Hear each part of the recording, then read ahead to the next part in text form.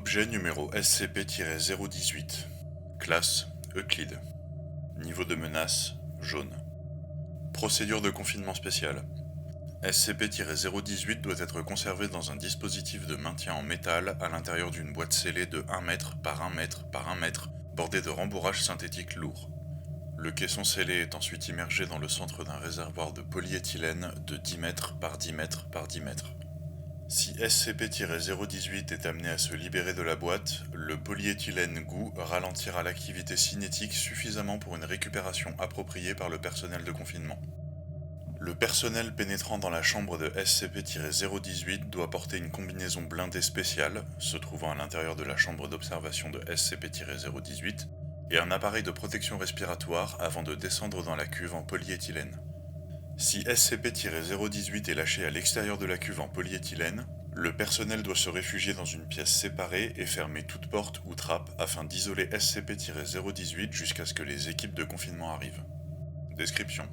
SCP-018 a l'apparence d'une balle rebondissante fabriquée par la société WAMO en 1969. Elle mesure 6 cm de diamètre et est de couleur rouge. Trouvée lorsque la société fut chargée de nettoyer un entrepôt de WAMO. SCP-018 est capable de rebondir jusqu'à une hauteur extrême. Dans un premier temps pensé pour être un jouet d'enfant agréable, SCP-018 était capable de rebondir avec plus de 200% d'efficacité. C'est-à-dire, s'il est lâché à 1 mètre, il rebondit de 2, puis 4, puis 8, puis 16, etc. La balle est vite devenue un projectile dangereux, atteignant des vitesses estimées à plus de 100 km/h en blessant 5 personnes dans la ville de... Il s'est immobilisé après plusieurs jours dans le lac voisin de... et a été récupéré par le personnel. En raison de la vitesse de l'objet et la surprise totale des victimes, aucune couverture n'a été requise. Document numéro 018-04. Message à O5- J'espère que tout va bien. La raison pour laquelle je vous écris est parce que je crois que j'ai trouvé une méthode plus efficace pour récupérer des objets SCP-9 ou perdus. Oui, je me rends compte que nous n'avons pas fait de progrès dans l'ingénierie inverse. Tout ce que permet cette chose défie les lois de la thermodynamique. Mais nous avons mis au point une méthode très efficace pour intégrer cela avec l'une de ces nouvelles combinaisons d'armure SCP-A5. Écoutez-moi. Nous en implanterons dans le fond d'une chaussure, montée sur un dispositif mécanique, et tada! L'armure est capable désormais de sauter plus d'un bâtiment. De plus, si le porteur veut tuer quelque chose, eh bien, il n'a qu'à donner un bon coup de pied. Je n'ai besoin que de l'autorisation de modifier l'une des combinaisons SCP-A5 préexistantes, et vous serez réellement en mesure de capturer ainsi que tout autre objet SCP échappé. Faites-moi confiance. Est-ce que je vous ai déjà laissé tomber dans le passé?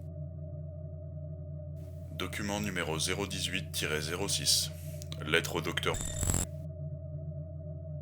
Docteur, lors de la session, l'agent a émis vouloir porter votre armure modifiée SCP-A5 et récupérer SCP- et les résultats sont mitigés. L'agent a été en mesure de placer le collier sur SCP- le chasser à travers l'Amazonie et le retenir par démembrement. Toutefois, en raison d'un mauvais fonctionnement de votre petit dispositif mécanique, il a été propulsé à plus de 1600 mètres en l'air et a les 2 jambes cassées, 7 côtes, un bras manquant et une fracture du crâne après avoir heurté l'eau du lac sur le chemin du retour. Vous devez résoudre ce problème avant que j'autorise votre armure pour un usage commun.